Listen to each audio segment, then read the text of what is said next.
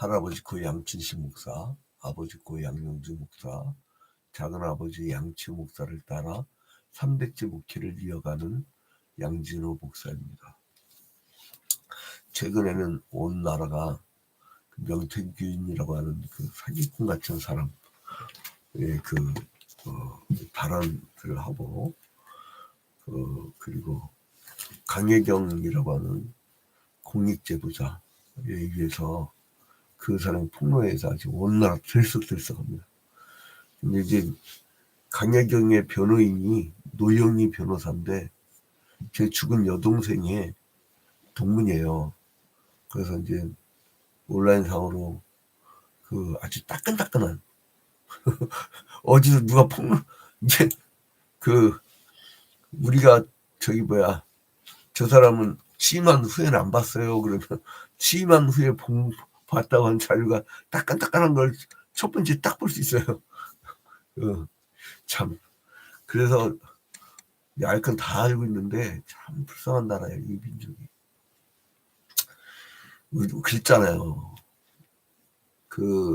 이런 상황이면 한국교회가 다 온 국민들한테 미스바를 올라가서 회개기도 하고 하나님께로 돌아가자고 하는 운동이 벌어지고 이 나라를 하나님의 말씀, 주의 뜻이 이 땅에 이루어지도록 하는 민족을 만드는 그런 회개운동을 이끌어 가야 되는데 광장에서 엉뚱한 얘기들 지금 하고 있단 말이에요.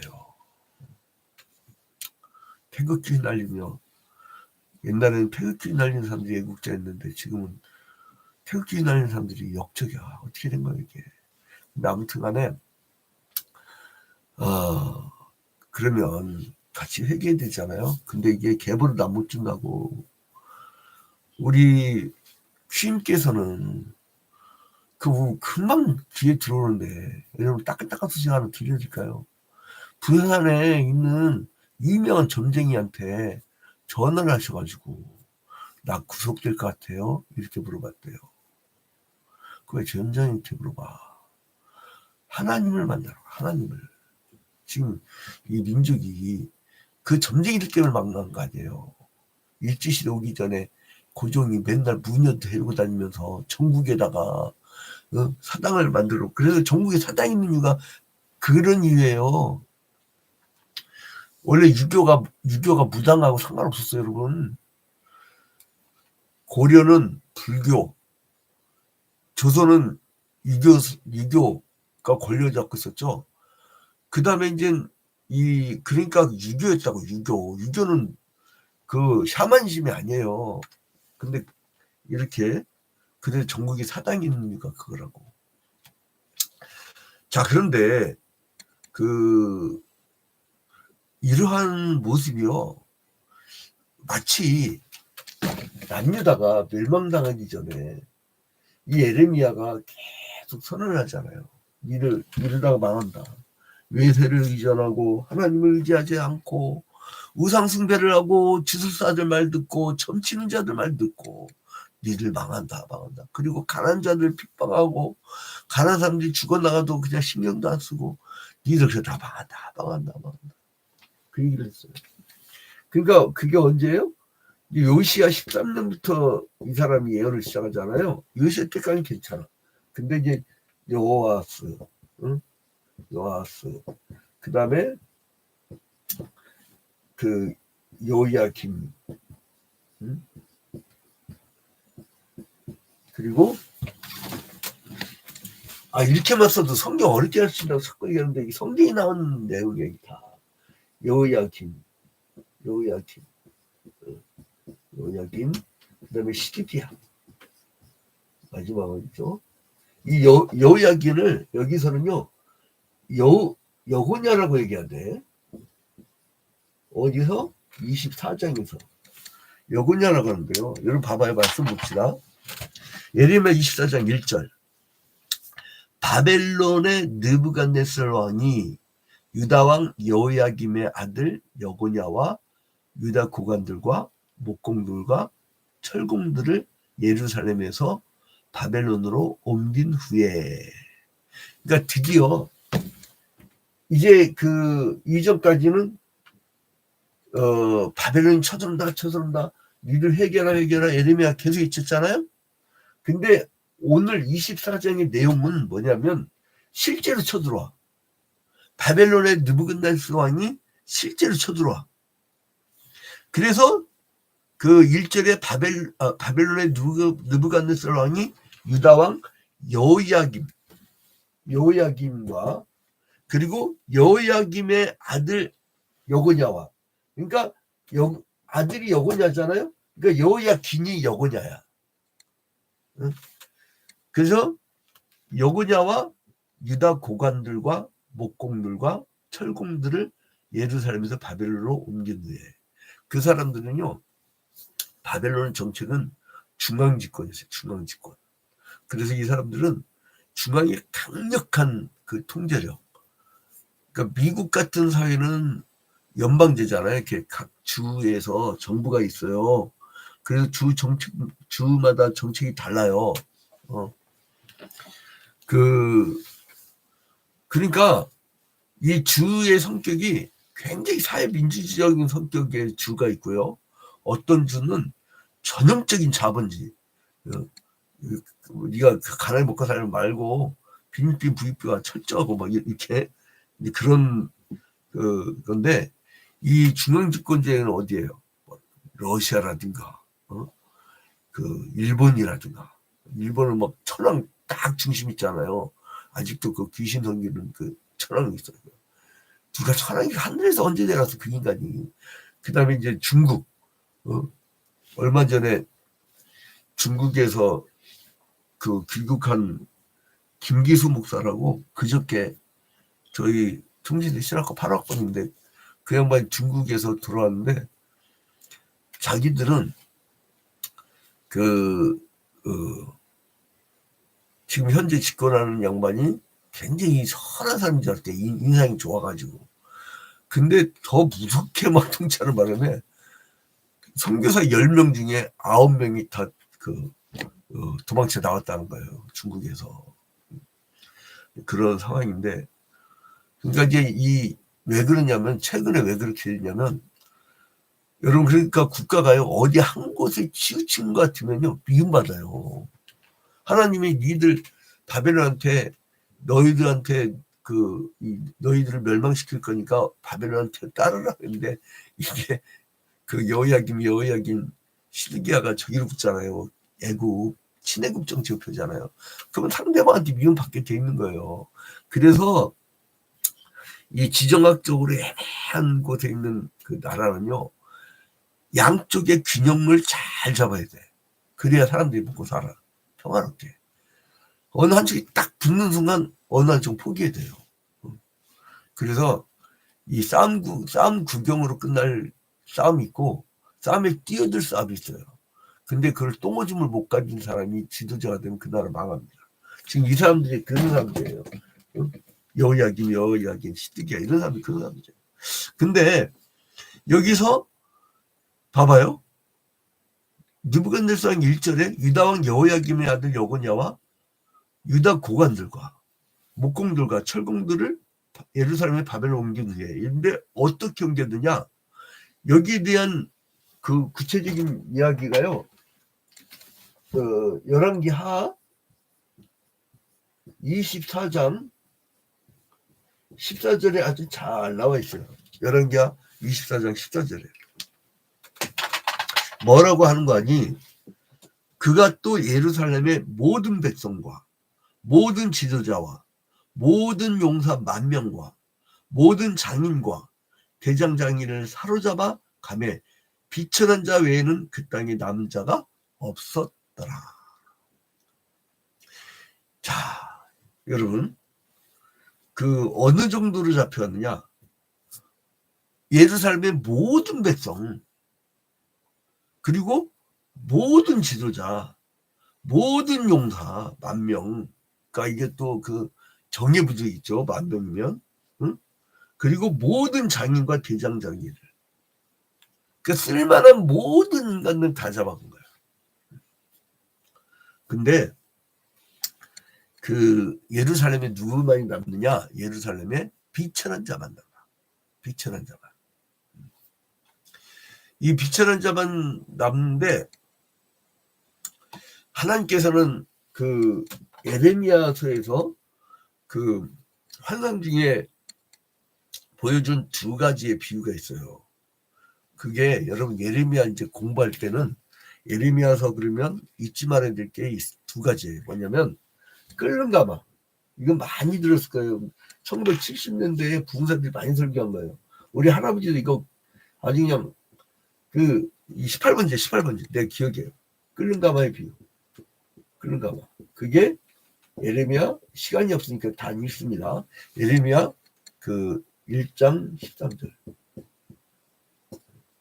이게 이제 첫 번째 환상이고 두 번째는 뭐냐면 두 번째가 바로 무화과 나무예요. 이 무화과에 대한 건데 바로 이 예레미야 24장이 그 무화과 나무에 대한 이야기입니다. 그러면 여기서 그 이 좋은 무화과 나무가 있고요.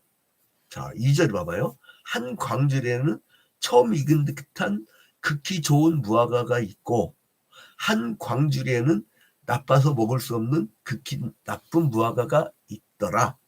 그러니까 뭐냐면 사람들이 포로로 끌려가는 거 봤잖아요. 아유, 저 끌려갈 거 얼마나 불쌍해 이렇게 봤단 말이에요. 근데 하나님은 포로로 끌려간 사람들을 오히려 좋은 무화과라고 표현해요. 포로로 끌려가는 사람들을 그 오히려 좋은 무화과. 그 희한해. 비참한 거 아니에요. 어?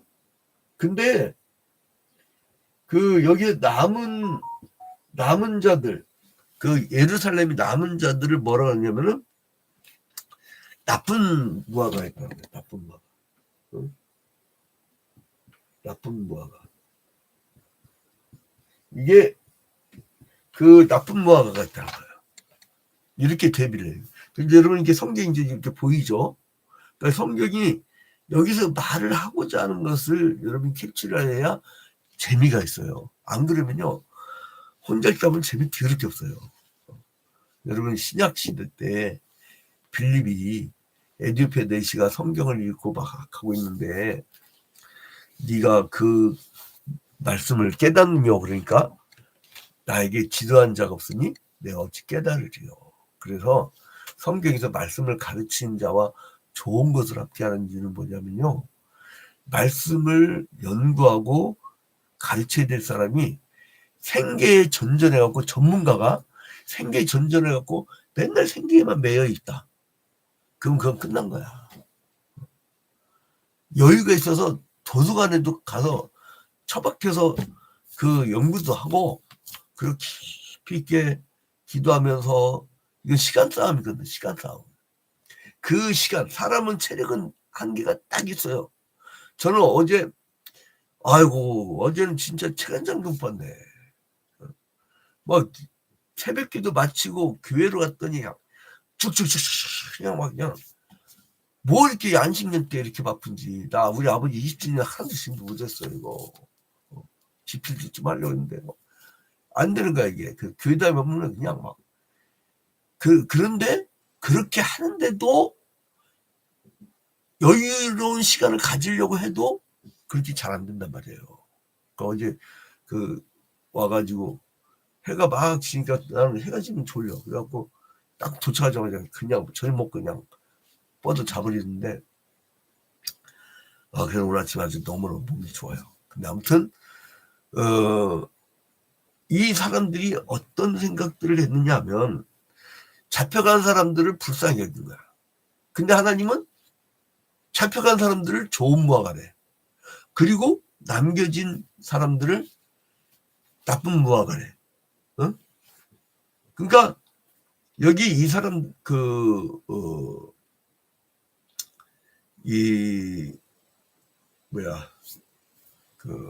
바벨론 사람들도 쓸모있는 인간들만 데려간 거예요. 그래서 이제 하나님이 이 두 강지를 보여주는데 그런데 여기서 보면은요. 열왕기하 24장 14절을 보니까 그가 또 예루살렘의 모든 백성 좀 다르죠, 여러분? 예레미야 24장 1절에 보면 그냥 바벨론의 느부갓네살 왕이 유다 왕 여호야김의 아들 여고냐와 즉 여호야김 그다음에 유다 고관들과 목공들과 철공들을 예루살렘의 바벨론으로 옮긴 후에 이렇게 나오죠. 그냥 이 사람들을 옮겨왔어. 이것밖에 안 나와. 근데 열왕기하 24장 14절에 보면 어떻게 나오냐면 그가 또 예루살렘의 모든 백성과 모든 지도자와 모든 용사 만명과 모든 장인과 대장장이를 사로잡아 가매. 그러니까 열왕기하 24장 14절을 봐야 이것이 해석이 되는 거예요. 이것이 해석이 되는 거예요. 이거 뭐예요? 그래도 그 쓸모 있는 사람들 다 잡아간 거야. 그러니까 이게 쓸만한 좋은 재질들이야. 근데 남겨진 사람들은 누구냐면 열왕기하 24장 14절에 비천한 자 외에는 그 땅에 남은 자가 없었더라. 그러니까 아주 쓸데기 없는 인간들만 남겨놓은 거야. 그게 남겨진 사람들이에요. 그래서 이제 그러니까 포로 끌려간 사람들 중에는요, 에스겔 같이 귀한 그 존재도 있었다는 거예요. 여러분 이걸 보면요, 에스겔서 1장 12절에 보니까 에스겔서 1장 12절에 보니까 영이 어떤 쪽으로 가면 그 생물들도 그대로 가는데 돌이키지 아니하고 일제히 앞으로 곱게 향하며 또 생물의 모양은 하고 이렇게 쭉 하는데 이 사람이 그 예레미야 1장에 보면은 그 그 생명체들 이렇게 보면서 환상을 보게 되잖아요. 에스겔의 환상 잘 알듯이. 근데 이 사람 그 전에 봐봐요. 에스겔서 1장 2절에 보니까 이 좋은 뭐라는 게 에스겔서 1장 2절에 보니까 여호야김 왕이 사로잡힌 지 5년.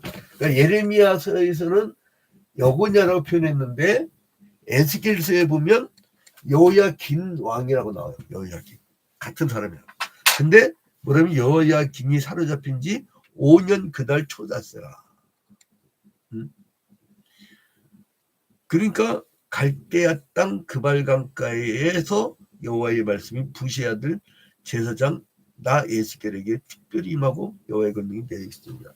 이 사람은 그러니까 포로로 잡혀간 거예요. 에스겔도. 그러니까 포로로 잡혀간 좋은 그 무화과 중에 에스겔 같은 알곡이 있단 말이에요. 여러분 그 국가가 형편없고 주술사가 판치고 점쟁이들이 판치고 무당들이 막 이상한 국사를 논해가지고 정상적인 뇌를 갖고 있는 사람이 도대체 왜 저걸 할까? 근데 왜 그러냐면 그게 귀신 들린 자들이 한 거라서 그런 거거든. 그러니까 이때 포로를 끌려가기 전에 요시아가 멀쩡한 종교개혁을 했어도 귀신 들리니까 어떻게 해요? 진짜 우리 성경 보면 이 사람들 도대체 이거 망하려고 하나 이런 생각까지밖에 안 들잖아요. 그런데 여기에서 이제 그러한 포로 중에서도 에스겔 같은 알곡 같은 존재도 잡혀갔다 이거예요. 여러분 그러니까 완전히 망하는 건 없어. 그 가운데 남은 자가 있는 거예요. 하나님은 누구를 들어 사용하느냐? 남은 자. 그걸 구약의 남은 자 사상이라고 그래요. 그들이 그루터기가 되고 그들이 알갱이가 되고 그들이 남아서 바로 니고데모 같은 예수를 영접한 유대인들이 나오게 된 거예요. 그 다음에 이제 이방으로 가서 우리까지 복음이 전해지고 우리가 영적 이스라엘이요. 우리가 영적 이스라엘이 예루살렘이 되는 거죠. 예루살렘의 백성이 되는 거죠. 그래서 이제 실제로 이제 심판이 막 오는데 이 무화과의 환상을 통해서 하나님이 깨닫게 하는 거예요. 그래서 이제 이 선지자의 계속된 예언이 드디어 선포되는데 그래서 1절부터 3절에 보면 예레미야 1절부터 3절을 보면 이 무화과의 환상이 나오는 거예요. 무화과의 환상으로 이걸 보는 거예요. 그다음 이제 두 번째로는 그 환상을 해석하는 게 4절부터 10절이에요. 이게 환상을 보는 해석.